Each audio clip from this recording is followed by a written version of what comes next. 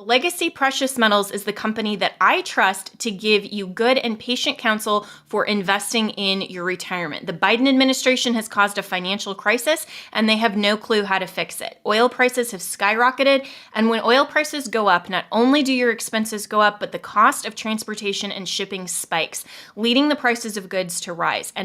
And we are already seeing record inflation. That's the last thing that we need. Our economy is in trouble, and you need to take steps to protect yourself. If all your money is tied up in stocks, bonds, and traditional markets, you may be vulnerable. So gold is one of the very best ways to protect your retirement. No matter what happens, you own your own gold. It's real, it's physical, and it's always been valuable since the dawn of time. Call Legacy Precious Metals today at 866-528-1903 or visit them online at legacypminvestments.com. That's legacypminvestments.com, where you can download the free investor's guide. You can also go to my Facebook page, Jenna Ellis. I am a public figure on Facebook, and I just posted yesterday a really great interview with the president of Legacy Precious Metals, who is discussing why you need to start your retirement account even if you're in your 20s or 30s. There is always a great time to protect your retirement and invest, just like you want to protect your health over the long term. So go to Legacy Precious Metals at legacypminvestments.com or call 866-528-1903. All right, well, 2022 is going to be a critical year for America. AMAC, the Association of Mature American Citizens, along with their nearly 2 million members. The fight to stop out-of-control spending in the president's Build Back Better scheme is far from over, and Congress is plotting more legislation that could hurt our seniors. The midterm elections will be a battle for freedom versus socialism. Unlike liberal groups, AMAC is America's conservative, action-oriented 50-plus organization fighting hard every day here in Washington and across the nation for our seniors. So I'm urging you to choose AMAC now. You will receive all of the great membership benefits, including AMAC discounts on hotels, travels, and restaurants, and your membership will support your conservative values. So go to amac.us/Ellis. That's amac.us/ELLIS to become an AMAC member now. As a constitutional law attorney, former senior legal advisor, and personal counsel to President Donald J. Trump, Jenna Ellis believes in the rule of law and the importance of integrity in our elections. And she's ready to tackle the big cultural and legal issues facing America. This is the Jenna Ellis Show. Here is your host, Jenna Ellis. Greetings, friends. My name is Mike Donnelly. I'm sitting in for Jenna Ellis today. You can probably tell by the different tone of voice that I have. But Jenna's off today trying to save our country, and I am so pleased to be with you today. I know that if you're part of Jenna's audience, that you care about our country and you want to think about ways to save our republic and restore our republic to what it was intended to be. And so if you'll just give me a few more minutes, maybe the next 30 or so, I think our next guest is going to knock your socks off, honestly. But a little bit about me, like Jenna, I'm a lawyer, but please don't turn me off just yet. I'm not that kind of a lawyer. In fact, James, I don't know, James is the producer. James, do you know why they bury lawyers 10 feet deep in my home state of West Virginia? It's because deep down lawyers are really good people. How do you like that?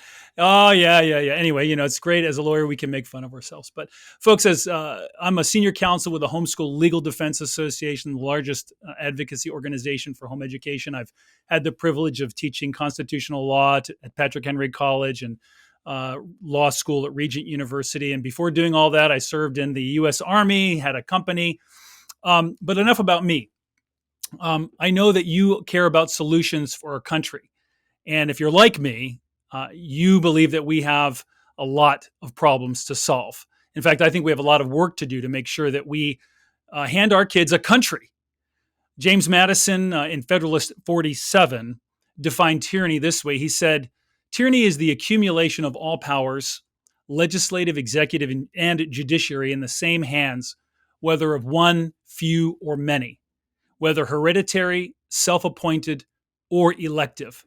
That may justly be pronounced the very definition of tyranny." From my perspective, sitting about only 55 minutes west of Washington, D.C., I think the biggest threat to our freedom today is an overwhelming, out of control federal government that has grown beyond all constitutional boundaries, or many of the constitutional boundaries that our founders established and envisioned. I look at how the federal judiciary, the legislature, and the executive have been accumulating power over the last 100 plus years. It's been a slow, gradual process, perhaps, but in hindsight, we can see how it's happened. Some of the stuff the federal government has done on its own, for example, ignoring the fact that the word education doesn't appear anywhere in the Constitution. Yet we have a federal department of education. I was just at a conference recently where I heard Betsy DeVos, the former Secretary of Education, restate the call to get rid of the Department of Education. She said it can do all it needs to do, all the federal functions all the functions that the government has that are federal in nature. For example, a couple of federal laws relating to individuals with disabilities and one other topic. She said could be easily handled by other departments. She says we don't need a Department of Education. So that's the federal government doing its own thing. But sometimes some of these problems that have enabled the growth of the federal government have come from our own citizens. I'm talking about through amending the Constitution, in particular the 16th and the 17th Amendment, where in the 16th Amendment, our fellow citizens about 100 years ago gave the federal government the power to tax our income. I think our fellow citizens got sold a bill of goods, and they just thought they could trust their leaders to go along with restraining bureaucracy and just keeping power limited. I mean, what could go wrong? Giving Congress the power to tax income, it was sold as a small tax on a very small percentage of people. It was just going to be for millionaires. But then came along Congress who said, well, we can do this and we can do that. And FDR who said, well, we have to have Social Security. We've got to take from these people and give to these people.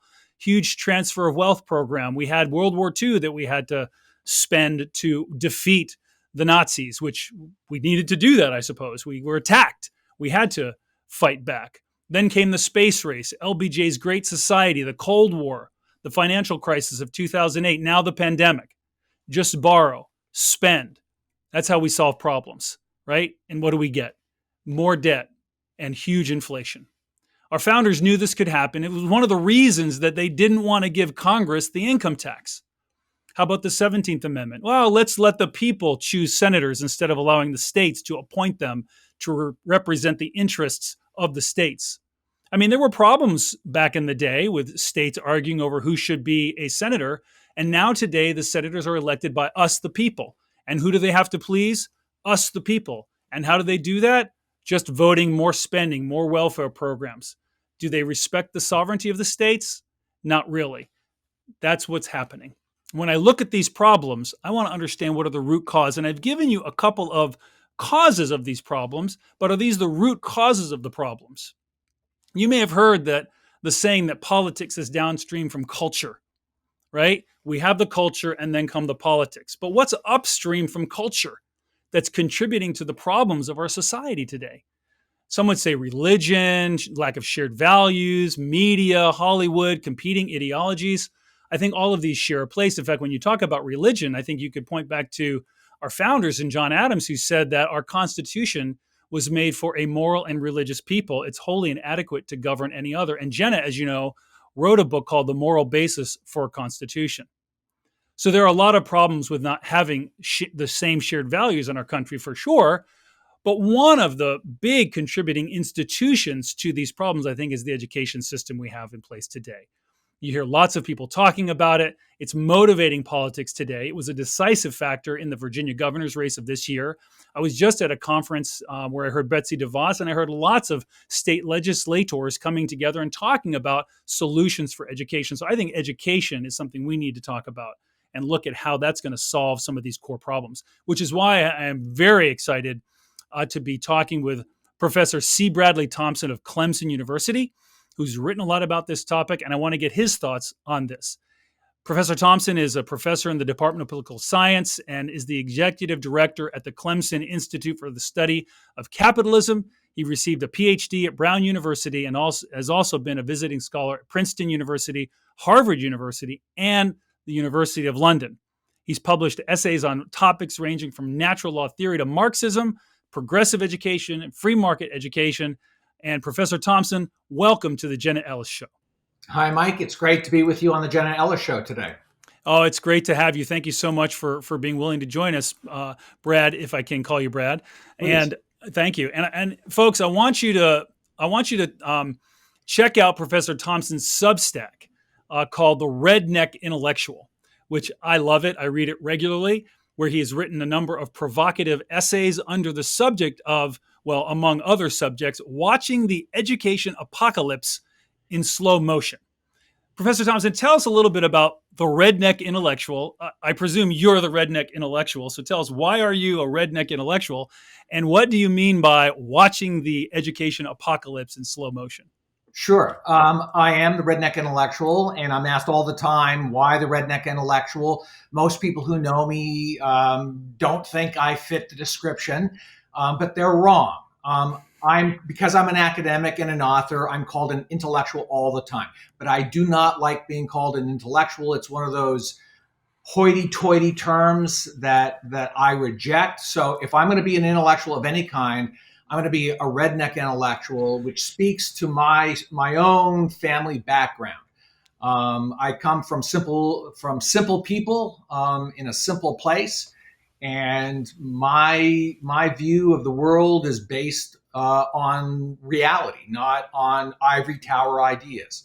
So the Redneck Intellectual is a Substack, as you mentioned. I've had it now for 2 years, and I use it to write weekly long form essays. And in the last 9 months, I've been writing, as I think you know, a lot of essays on education, primarily K-12 education.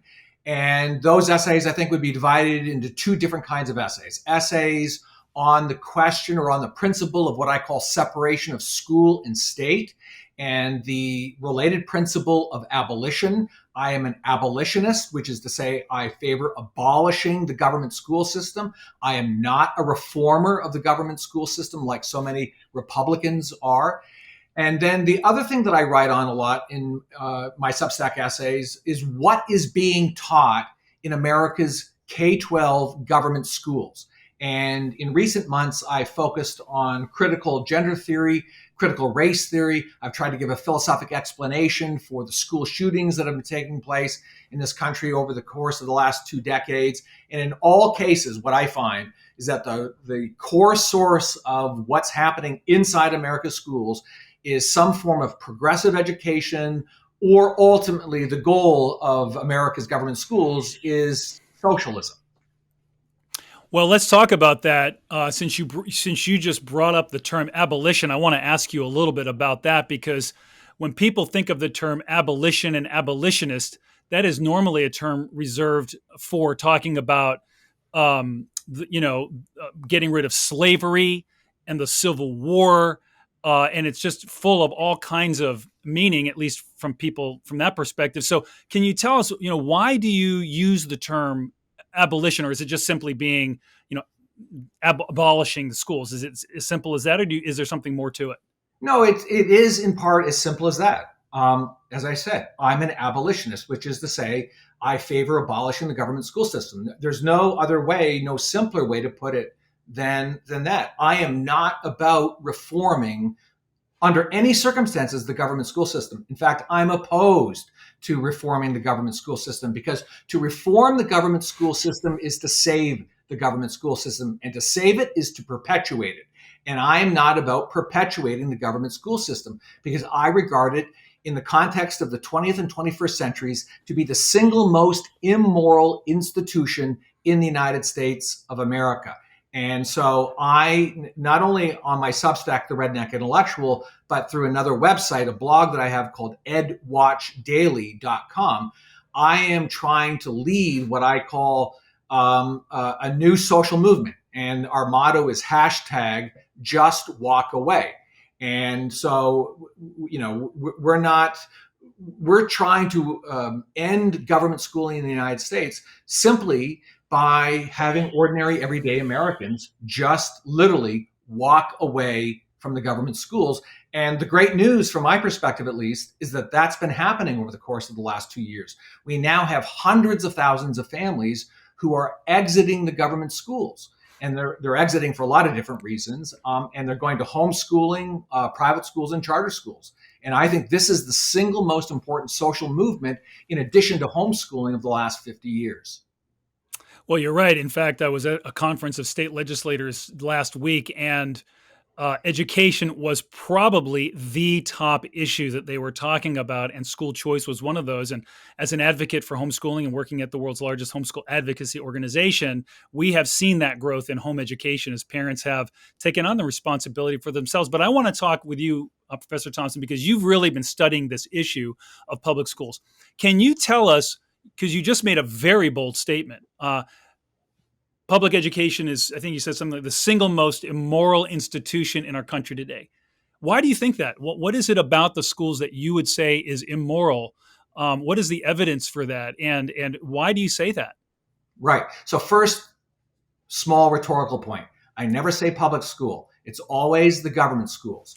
And Thank you for that clarification. This is an important distinction. There's nothing public about the public schools. I mean, what does that even mean? The fact of the matter is they are run by and for the government. And that has always been the case. From the time the government schools were created in the middle of the 19th century until today, they were created then by and for the state, and that continues to be the case. So what that means is that they serve the purposes of whomever is in power. So in the 19th century, that might have been in favor of white Protestants, and today it's the government schools are promoting a certain kind of indoctrination. And let's never forget, government schooling, if it is by and for the state, is first and foremost about indoctrination. And what's behind that? It's the state controlling the ideas that are being taught to America's children. And that notion in and of itself, to me, is immoral. The government should never be involved in trying to shape the ideas of America's children. Think about it this way, Mike. Who in America would want the government controlling what is taught in Sunday school? And I think the answer to that question is no one. Now, if you don't want the government controlling what is taught in Sunday school, why would you want the government controlling what is taught in school Monday through Friday, right? The same argument that applies to separation of church and state applies to the principle of what I call separation of school and state. So I think by definition, it is immoral for the government to be involved in the business of filling our children's minds with government-sanctioned ideas. I also consider it immoral because the government schools are, by definition, based on force. They are based on compulsory attendance laws, and they are based on forced taxation, right? So the government schools are about force, and force and the human mind are anathema to one another, right? There should never be any association between force and the human mind. So my principle is get the government out of the business of controlling the minds of our children. So that's why I think it's immoral. Now, one last thing on that, Mike. The government schools are undoubtedly immoral today, given what they are teaching inside the four walls of the schools. I mean, I just, every single day I wake up and for the purposes of my websites, I scan what's in the education news. And it's hard to imagine that every single day I can wake up and get angry all over again every single day based on what I'm seeing is being taught in America's government schools. I mean, it's genuinely horrific. And I could never, under any circumstances, send any child that I love to a government school to be indoctrinated in ideas that I consider to be profoundly immoral. Well, I want to ask you a few specifics there in a minute, but you mentioned compulsory attendance and force. And it's interesting. One of the things I do at HSLDA is advocate for homeschool freedom around the world. And so I've made myself familiar and studied international human rights law. And in the Universal Declaration of Human Rights in Article 26, Part 1, it frames education in the elementary years as a compulsory right. So it says everyone has the right to education, and that in elementary years it shall be compulsory. And I have always scratched my head for the very same reason that you have just articulated, that force and the human mind, which is inextricably linked to education and bringing children up. And education really can't be neutral. It's not value neutral. It can't be value neutral. So don't think that it is value neutral. But then again, when you're talking about compulsory education, do you make any distinction between compulsory education and compulsory school attendance? I'm just curious. I'm not sure I see the distinction. Now, but Well, one is when one is the government forcing you to go to school or a school that they say, yeah, that meets the criteria. The other kind of being like what the Pilgrims did back in 1642 or 47 with the old Satan Deluders Act, saying, hey, people, you got to make sure your kids are educated, do it or else. That's the distinction that I'm making. Right. Yeah, I'm just curious if you distinguish in at all. Yeah, well, now, now that you put it that way, yes, I do, and I'm opposed to both. I mean, think about what compulsory means in this sense. I mean, why isn't it good enough from the government's perspective to say that we will provide free education to all children? Why is that not good enough? Why do they have to also say that it's compulsory? Well, compulsory against whom or for what? And the compulsory part is in large measure an attempt to separate the inherent link between children and their parents. The compulsory part means that the government has the power, the force to, in effect, remove children from their parents' homes and put them in a government-sanctioned school. That's why, at the deepest philosophic level, that's why these schools have to be compulsory. And that's another reason why I think they're immoral, because at the heart, and this was very clear, again, when the government schools in the United States were first created. And by the way, they were modeled on the Prussian system of education. And the Prussian system of education was very clear in its attempt to turn children away from the family and make them into good Prussians or good Germans.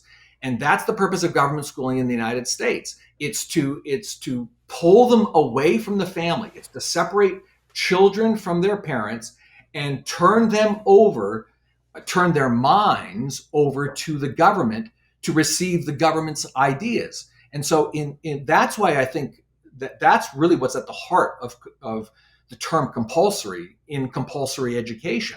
It's to use force to separate children from their parents.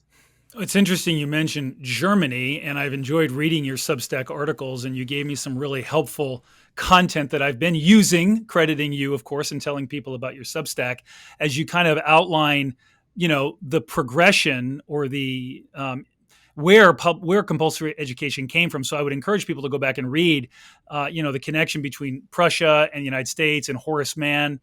But I wanted to pick up on that point in the context of Germany, because what's also interesting when you talk about human rights, as I've examined the Universal Declaration on Human Rights, in Article 16.3, 26.3, 26.1 says compulsory education, but 26.3 says parents have a prior right to decide the kind of education that shall be given to their children. That was specifically done because of what the Nazis had done in Germany during the Third Reich when they nationalized the education system and were using education as a weapon. And Hitler himself said, let me control the textbooks and I will control the future. And he said that. And so you've made that link. We're making that link now about totalitarianism, about compulsion, about education. And I think you're advocating for the repeal of compulsory attendance laws. Tell me why you think, do you think that's possible? How could we achieve such a thing? And would people even stand for it? I mean, everybody sends their kids to public school. Well, almost everybody, less now than ever before, but still a lot. Absolutely.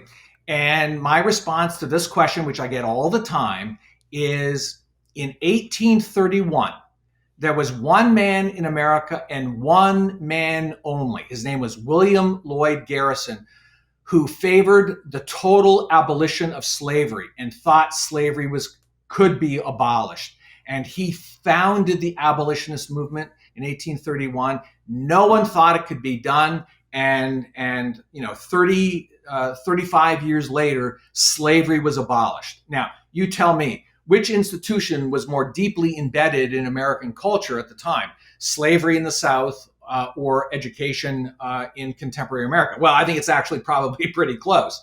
But the fact of the matter is, if slavery could be abolished in antebellum America, then I think it's absolutely possible. And I think it's even more possible today than I would have 10 years ago, that we could, that eventually we will move to a free market in education. The fact of the matter, Mike, is that it's happening right now as we speak. And it's happening whether Brad Thompson is writing the Redneck Intellectual and writing his essays and trying to lead a movement. The fact of the matter is, ordinary, everyday Americans are leading a prairie fire rebellion against the government schools. We've seen this over the course of the last 2 years. And as the schools implode, and they are imploding, sensible people who love their children are just going to walk away. And that's what's happening. Over the course of the last 2 years, something like well over 1 million children have left America's government schools. And that process is going to continue. And what's most stunning is the number of African-American parents who have pulled their kids out of the government schools and are now homeschooling them. The African-American community, as I know you know, right, is the fastest growing community in the United States in terms of homeschooling. And so I view all of these things as really very positive signs. And look, what can't go on forever won't. And this can't go on forever. I mean, the schools are literally imploding ideologically, right? We no longer teach reading, writing, and arithmetic to K through 6 students, right? The primary agenda of America's government schools is critical race theory and critical gender theory. And any decent human being who wants their child educated is horrified by what is being taught in the schools. So this process, whether I'm trying to lead a movement against the government schools, whether this is going to happen, it is happening, whether I do anything about it or not. People are done. They are absolutely done with the government schools, and they are looking for the exit doors. You know, you see a lot of people talking about that, and I talk to legislators frequently, and I wonder, at certain points you reach a tipping point, and are we at that tipping point or not? I'm not sure. And so the question is, well, can't we save the schools? I mean, if we just elect better people to school boards, or if we just give parents more input, or, if we as taxpayers just, raise our voices and we make ourselves heard, we can fix things. What do you say to that argument? Because, I mean, you've said clearly you don't think that they can be reformed. So maybe just help us think a little bit through that. Why don't you think they can be reformed? And why can't we just put better people in position and make them better? Yeah. Announcement, newsflash to all Republicans out there. The government schools cannot be fixed, period. Under any circumstances, they cannot be fixed. And they cannot be fixed for the following reason. The government schools are run by what I call the education deep state. That's the Federal Department of Education, 50 state departments of education, the teachers' unions, the education schools or the teacher training institutions, the textbook publishers, the curriculum designers, and all kinds of other special interest groups, all of which share the same education ideology. So, for instance, in the last 2 years, state legislatures have tried to pass critical race theory bills, and they've passed in a number of states. And the teachers' unions have said, "Fine, whatever. We're not obeying them," and they're just finding workarounds. And the same is true of critical gender theory. So these ideas will be taught. Period. And the problem with these attempts at legislation is that it just puts people back to sleep. Right? Republicans can pat themselves on the back and say, "Oh, look, we've done a good job. We've stopped the teaching of critical race theory in the government schools, and now we can just go back to sleep." And the fact of the matter is they haven't. Right? They've passed a bill, yes, but they haven't stopped the teaching of critical race theory in the government schools. That's not going to happen. Right? Because, I mean, the only way that could ever happen, right, is you would have to abolish, which I do favor, the Federal Department of Education, the 50 state departments of education, and most importantly, every ed school in America. But that's not going to happen. So, okay, so you are a redneck intellectual. So you think about philosophies and ideas. Have you given any consideration to policy? I'm just curious if you've thought about or observed any of the policy things that are happening today, because what you're recommending, a solution to a problem. And I suppose the policy recommendation would be just repeal compulsory attendance, or is there more to it than that? Right. So the first thing to say is my policies would not be, let's make the schools better. That's not my policy. I don't favor that. Sure, yes, abolish compulsory attendance laws. I mean, in many ways, the easiest thing that you could do to start rolling back the education deep state would be to what I call decertify the so-called ed schools, the teacher training institutions, right? Because they have an artificial monopoly on teacher certification in the United States. And all of the bad ideas that are being taught in America's government schools, they all come from the so-called ed schools. And so what I would say is defund all public university or state university ed schools, complete legislatures. Now that's one piece of legislation I would favor. Legislatures around the United States simply defunding the so-called ed schools. The second thing would be to shut down at the state level, state licensure or certification agencies, which work closely with the so-called ed schools. Right? If you take those down, then you begin to chip away at the monopoly that the ed schools have. And look, Republicans going back to Ronald Reagan have, every now and then, not all Republicans, a few, Ronald Reagan and maybe Ron Paul have argued that we should abolish the Department of Education. All right. If you're going to say it, mean it. Let's really see some Republican politicians who actually would abolish the Federal Department of Education. And I promise you, Mike, and Jenna's audience, that if Brad Thompson is elected president of the United States of America, my first action on day one will be to abolish the Federal Department of Education. Well, we were wondering who was going to run in 24, some of us anyway, and I think we just had a breaking news announcement.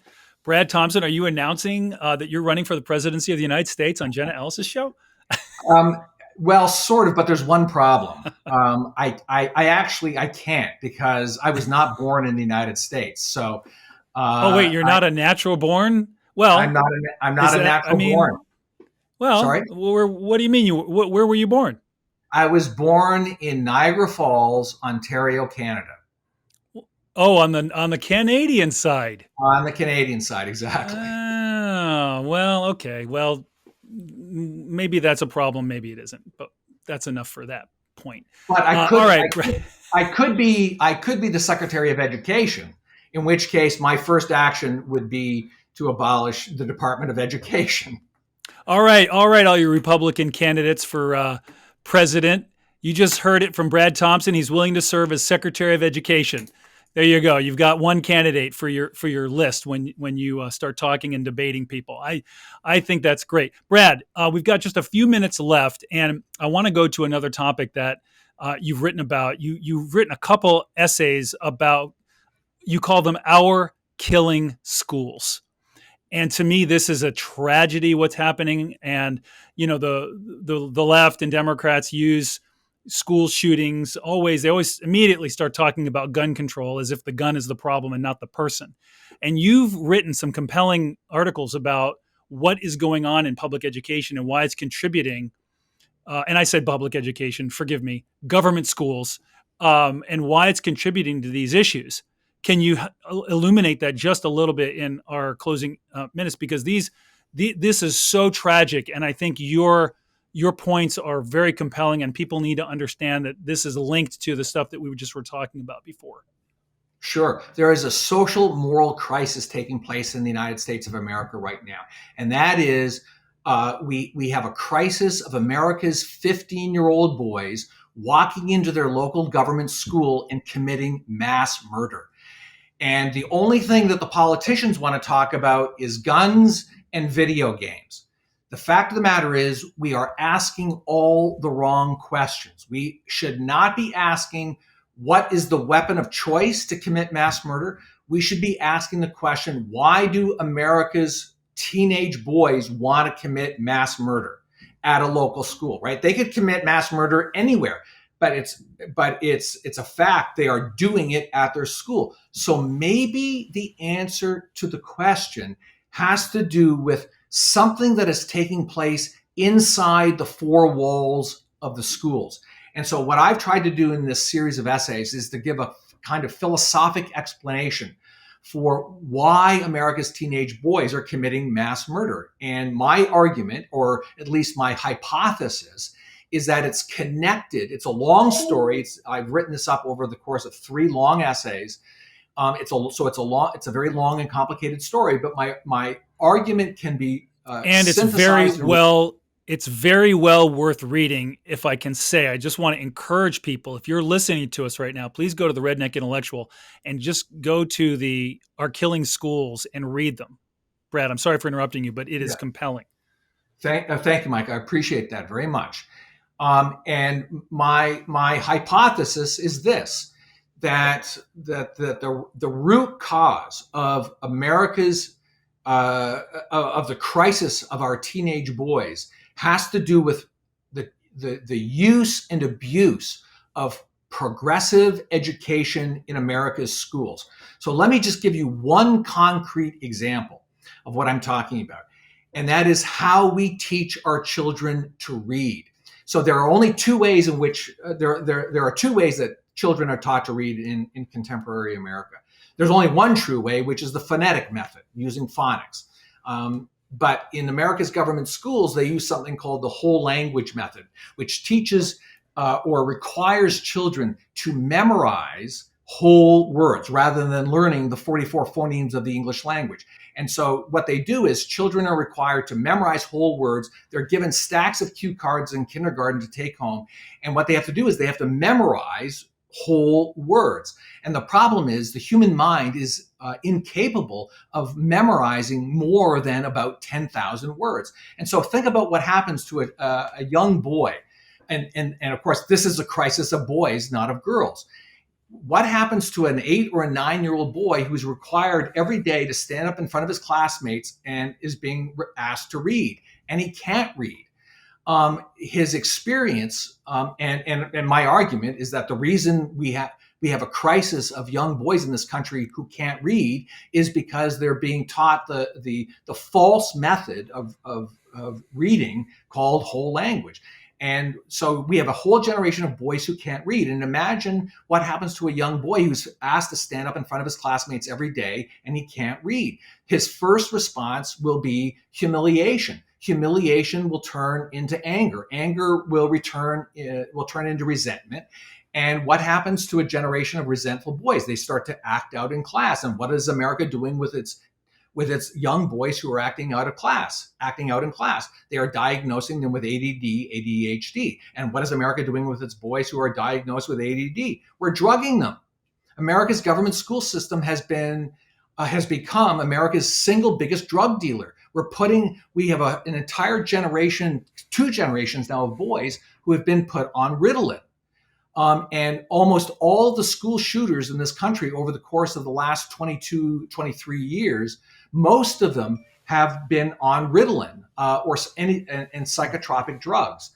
And it's a genuine crisis. And when these boys then go to the Hobbesian state of nature, which is the American high school, right? They are put into a situation where they can't properly adjust and adapt and socialize, and school becomes a form of cruel and unusual punishment for these young boys. And eventually, some of them, a very, very, very small, tiny minority of them, actually break. And then the school itself becomes the source of their anger and their resentment. Well, you've put your finger on some very interesting things, and I can tell you, having researched education a little bit, many parents tell me, and this is exposed in surveys, that they homeschool, at least in some part, because they don't want to send their kids to school that early. Because of that very reason, they want to teach them to read. They want to, give them the tools so that they can be successful. And it's true, boys, they develop slower than girls. And yes, there is a difference between boys and girls. I mean, some boys can handle it, some girls can't. But on average, the research does show that boys, tend to, on average, develop a little bit slower intellectually. Not Brad. He must have, been, Redneck Intellectual. He somehow combined these things together. But I know he says, but and so Dr. Raymond Moore wrote a book called Better Late Than Early, based on this very issue. I don't know if you ever heard of Dr. Raymond Moore, but he was one of the early researchers in the 60s, who was one of the leaders in the early home education movement. And that was one of the things he said is, especially for boys, hold them back a little bit because they're just not ready. And you've just explained, in a tiny sliver, 20, 30, 40 young boys over the last 30 years or so. But you've kind of articulated the pathway. And in your articles, you really analyze it. I mean, I think it's worth reading. Yeah, absolutely. I just wanted to follow up in one sentence and say that what we are doing to America's boys is a moral crime in this country. We are inflicting genuine cruelty on them, intellectual, moral cruelty on America's young boys, and it has to stop. It has to stop now. And I would encourage parents to get not just their boys, but all of their children out of the government schools immediately. Well, Brad, you've made a number of provocative observations here, calling for the abolition of government schools, explaining why you think it's immoral, why compulsory education, even attendance and even education laws you think are immoral. You've articulated some of the very traumatic circumstances that we see in our government schools that have resulted in the death of scores of other children, and it's tragic. I want to thank you for the work you're doing. Agree or disagree, and I personally agree with what you're suggesting. But whether you agree or disagree, folks, we've got a crisis. We've got to deal with it. And I can tell you, my policy observation is that people are becoming aware of this, realizing that there needs to be some changes. Brad, any final thoughts here to folks as we close up our time here talking about education, compulsory education here in America? And again, folks, you can find Brad on his Substack, The Redneck Intellectual. He's written a number of books which are interesting, and I encourage you to go to the Substack and read these articles. So I'd like to end up finally on a positive note. And the most positive thing I can say is that I regard there is a social revolution that is taking place in America right now. And that social revolution is being led by America's homeschooling mothers. They are the leaders of a new social revolution. And the people in this country whom I admire the most are homeschooling parents in general, and this army of homeschooling mothers in particular. They have assumed a kind of moral responsibility for the education of their own children, which I find deeply, deeply admirable. And so, my hat off to America's homeschooling moms. Well, I share that view, Brad. In fact, I'm married to one of those homeschooling moms. We have 7 children. We've homeschooled, and there are a million or more of these moms, and more every day. As you pointed out, the African American community, 16% of African American families are homeschooling their children. Homeschooling is growing. And folks, if you're listening and you want to learn more about how you can get started homeschooling, I wasn't going to talk about this, but you can go to youcanhomeschool.com, which is a website that will give you all kinds of information about homeschooling. I want to encourage you to read Brad Thompson's Redneck Intellectual.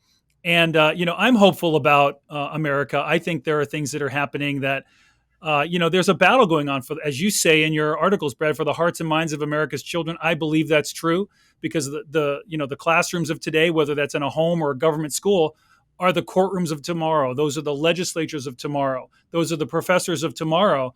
And, the country of tomorrow is being taught today. What kind of country do we want to have tomorrow?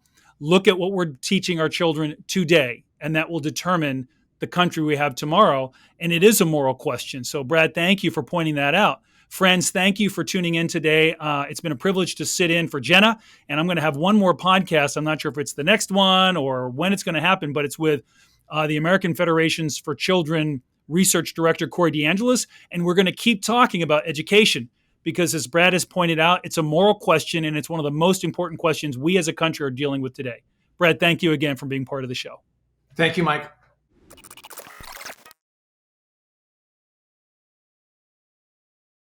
Legacy Precious Metals is the company that I trust to give you good and patient counsel for investing in your retirement. The Biden administration has caused a financial crisis, and they have no clue how to fix it. Oil prices have skyrocketed, and when oil prices go up, not only do your expenses go up, but the cost of transportation and shipping spikes, leading the prices of goods to rise.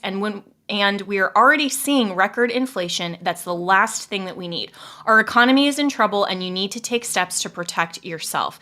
If all your money is tied up in stocks, bonds, and traditional markets, you may be vulnerable. So gold is one of the very best ways to protect your retirement. No matter what happens, you own your own gold. It's real, it's physical, and it's always been valuable since the dawn of time. Call Legacy Precious Metals today at 866-528-1903 or visit them online at legacypminvestments.com. That's legacypminvestments.com, where you can download the free investor's guide. You can also go to my Facebook page, Jenna Ellis. I am a public figure on Facebook, and I just posted yesterday a really great interview with the president of Legacy Precious Metals, who is discussing why you need to start your retirement account even if you're in your 20s or 30s. There is always a great time to protect your retirement and invest, just like you want to protect your health over the long term. So go to Legacy Precious Metals at legacypminvestments.com or call 866-528-1903. MyPillow is having their biggest sheet sale of the year. You all have helped build MyPillow into the amazing company that it is today. Now, Mike Lindell, the inventor and CEO, wants to give back exclusively to you, his listeners.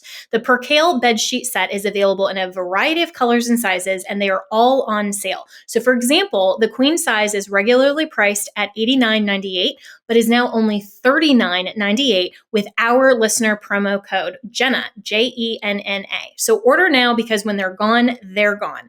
The Percale bed sheets are breathable and have a cool and crisp feel. These come with a 10-year warranty and a 60-day money-back guarantee, so don't miss out on this incredible offer. There's a limited supply, so be sure to order now. You can call 1-800-564-8475 and use the promo code Jenna, or go to mypillow.com/Jenna. You can click on the radio listeners square and use the promo code Jenna. That's Jenna. Thank you so much to all of Mike Lindell's listeners and listeners of this podcast for making sure to support MyPillow and using our exclusive listener promo code Jenna. That's Jenna.